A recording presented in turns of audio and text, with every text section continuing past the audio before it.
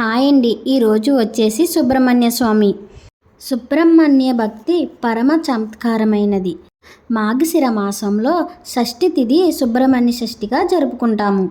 సుబ్రహ్మణ్య స్వామి జన్మించిన రోజు సుబ్రహ్మణ్య షష్ఠిగా జరుపుకుంటాము. సుబ్రహ్మణ్య స్వామి సర్పం కాదు, మనలోని కుండలి అని శక్తికి సంకేతం.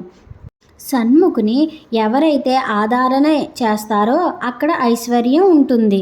సుబ్రహ్మణ్య స్వామిని నమస్కారం చేసుకుంటే కుజగ్రహ దోషాలు పోతాయి. ఈ భూలోకంలో ఎవరైనా కూర్చొని సుబ్రహ్మణ్య స్వామి జన్మించినటువంటి కథని విన్నంత మాత్రాన వాళ్ళకి అకాల మరణాలు ఉంటే జాతకంలో పోతాయి. సుబ్రహ్మణ్య స్వామిని సర్పరూపంలో పూజిస్తారు. సుబ్రహ్మణ్య స్వామిని కార్తికేయ లేదా కుమారస్వామి అని పిలుస్తారు. మంత్రశాస్త్రంలో స్కందమూర్తి నారద రూపుడు, సృష్టికారుడు.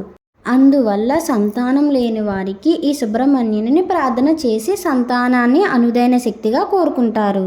సుబ్రహ్మణ్య స్వామికి ఇష్టమైన ఆహారం పంచామృతం.